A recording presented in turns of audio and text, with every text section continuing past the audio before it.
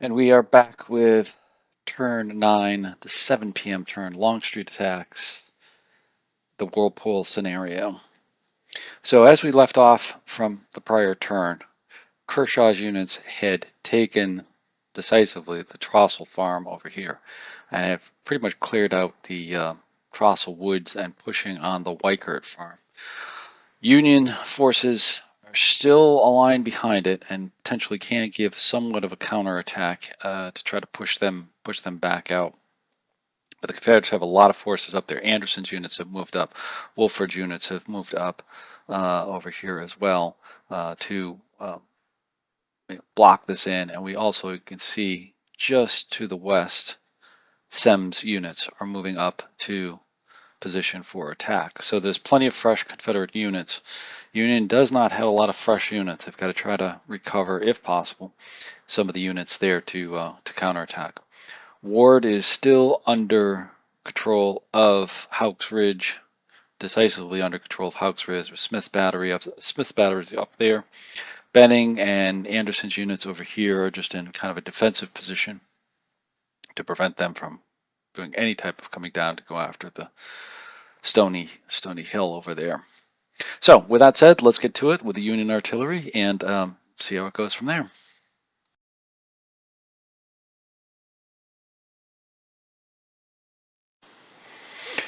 Okay, and here we are with the Union artillery. First thing that's going to happen is Smith's battery here up on Houck's Ridge going to take a shot at Anderson's 8th Georgia down just outside the Wheatfield. And they're going to get a shot. They roll a 35 as he's unsupported. That's going to be a miss. And they'll go to be marked as fired. There we go. Then the next thing is Winslow's battery. Now it's back up to full strength. It's going to come up onto the ridge and help support Smith's battery up there on the ridge as well. Hopefully give some flanking fire to the Confederates over here in the Wheatfield itself. And then the last thing here is going to be Phillips' battery is going to move back to potentially recover in the next turn.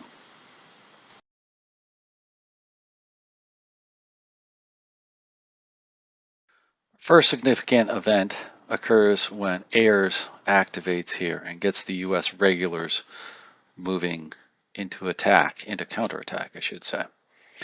So Ayres actually activates, and he is going to activate Burbank to defend, and then they are going to take some shots at the units in the Trostle Woods right here. Wolford's 24th, Georgia, Cobb's Legion, and the 18th right there are going to be the targets of this shot.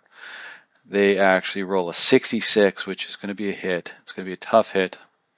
Roll a 3-3, depletion, and retreat 2.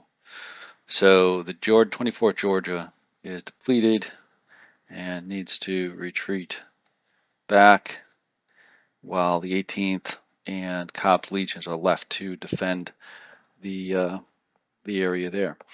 Meanwhile, the rest of Burbank's units that are available are going to try to move up into defensive position. And then the 17th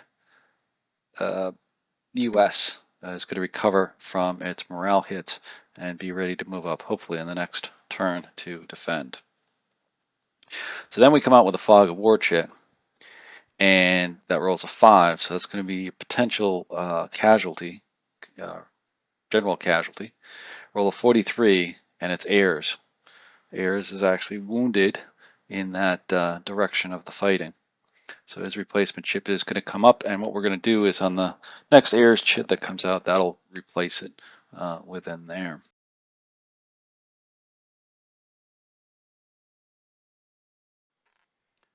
And Hancock is going to be our next event chit that's going to be significant for us.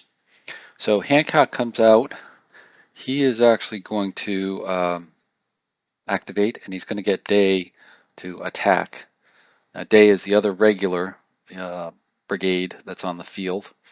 He's up here, and you notice he's going to try to attack Anderson, try to push them off their blocking position there next to the Wheatfield.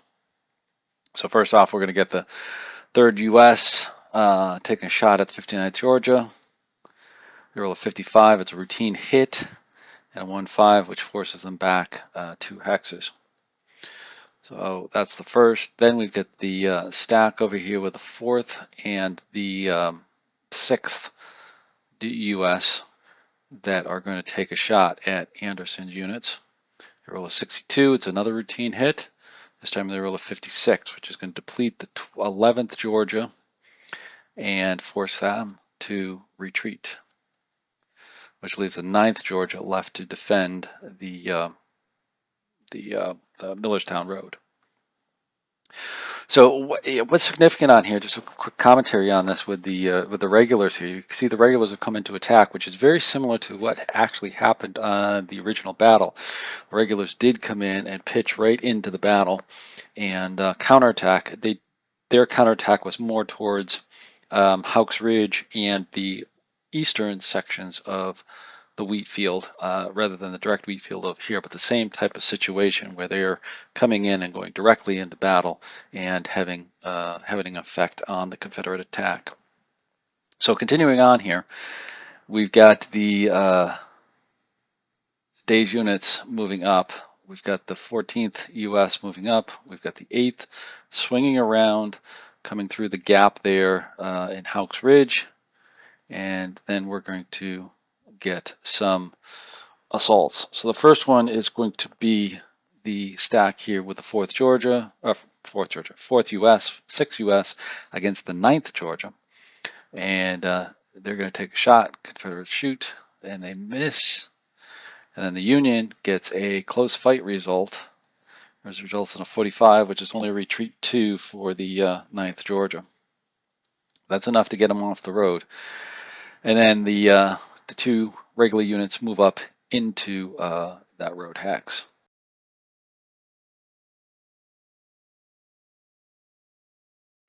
So next up is Wolford, and he is going to be activated by McLaws. It's part of his activation there. And first off, we're going to get some shooting by the 24th Georgia at the U.S. regulars. They roll a 54, which is a hit, which is a routine hit and a depletion. That's going to reduce the 6th U.S. right there. Next, we've got Cobb's Legion taking a shot at the same target. Roll 52 is a miss. And then we've got Barksdale going against the 10th U.S. is a miss.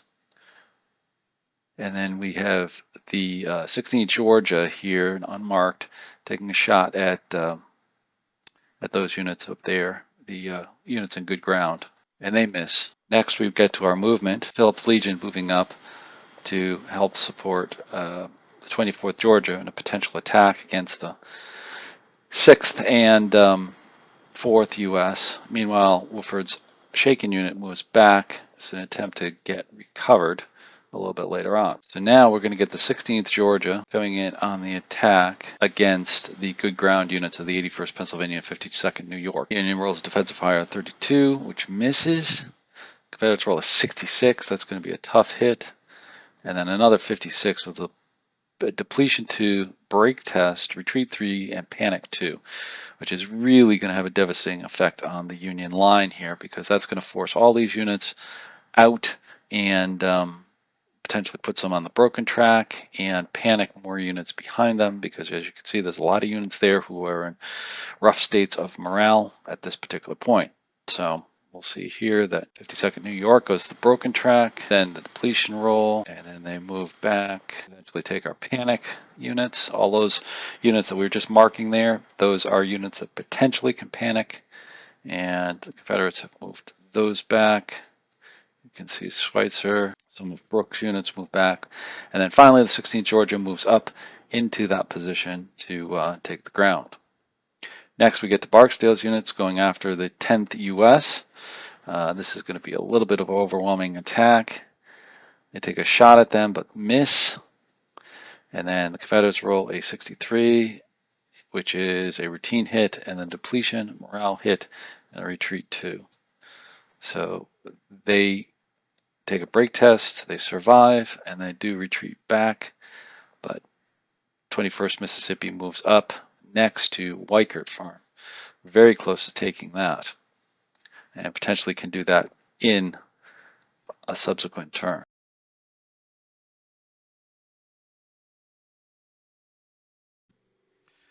So now we come to Brooke, and he activates under Caldwell, and he's going to defend, try to shoot, or at least wound some of the Confederates here pushing up from the Trostle Farm. Takes a shot at the 64th New York, and 53rd PA takes a shot at the 2nd South Carolina. They roll 66, which is a tough hit, and is a depletion, morale hit, retreat 2, and a panic. But Confederates don't have anybody with low morale there to panic. So now we have the movement trying to restructure here a little bit and then recover. So we do have a couple of units that can recover on there, and they're going to be recovered here and there. And you can see those units back there under Brooke. So Kelly, excuse me, so the 145th Pennsylvania was able to recover back there, and then there was a couple more up in front here. The 27th Connecticut was able to recover there as well. So that is all for Brooke.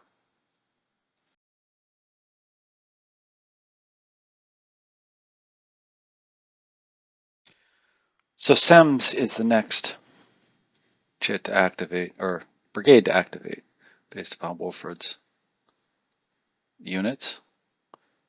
And he's going to move up. Remember, he was sitting back here just off of the Rose Farm, moving up and getting ready to come into wherever was needed in the attack. Here he's going to move up into the Stoney Hill, also the Millerstown Road, to get in position to potentially attack down the Millerstown Road and stop the U.S. regulars from moving up the line. Trostle Woods, Trostle Farm is in good shape with Kershaw and Wolford's units, so he has a good position to attack through the Wheatfield and the Millerstown Road.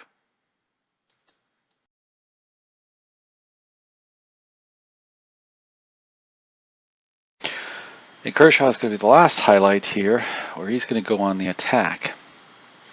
And he has several units over here that are broken, but are in still good stead with the 8th Georgia, or 8th South Carolina, to move up and support Wolford's Georgians in the attack.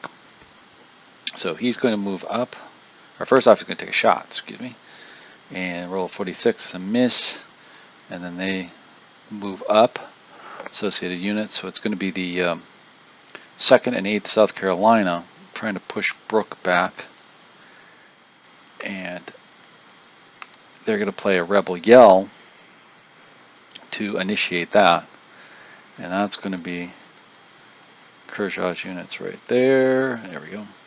Against Brooke's units, Brooke is going to take a shot. They miss on a defensive fire, and the Confederates roll a 34, which is going to be routine, and then that gets a retreat and a panic 1. So the Union is now in a very tough position where units are fleeing. The Confederate attack is too overwhelming on them, and they're just heading back into the center of the Union line. So then Kershaw's units move up, then play another chit of Confident, which allows them to continue the attack, and they're going to go after Zook's unit now. Zook takes a shot but misses, and then the Confederates get a routine hit. 31 makes them battle worn and forces them back. And now Kershaw's units move up and get into a most defensive position up there. But now the threat is for Wycott Farm.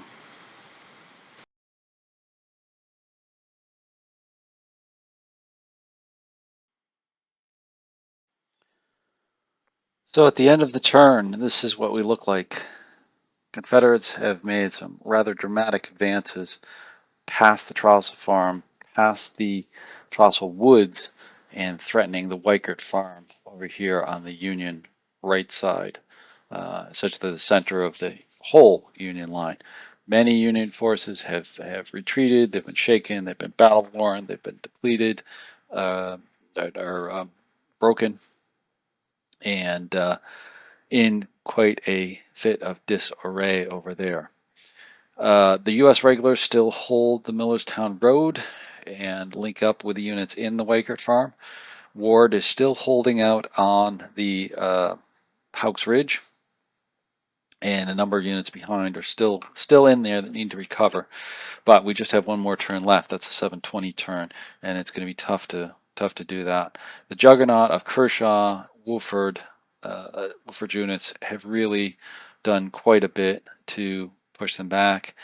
Hood, on the other hand, or Law, I should say, as Hood has been replaced due to being wounded, has really kind of retreated back into a defensive position here for Houck's Ridge. Anderson's units are back here. They're pretty beat up. Same with Benning and Roberson, so they'll be in a defensive position here. But definitely McLaws is in a good position to continue the attack and try to push on and get Weichert Farm. If they do get Weichert Farm, that will push them to a 11-4 advantage, and that will be a decisive victory. If the Union holds out, that will make it an 8-7 Confederate victory, minor victory, because Weichert Farm was held out. So we'll see. In the next turn, that will be the decisive turn to see what type of Confederate victory they will have. But it's definitely going to be some sort of Confederate victory. Just depends on the level of decisiveness. So stay tuned for the 720 turn. Please like and subscribe, and please leave a comment, and we'll see you on the next one.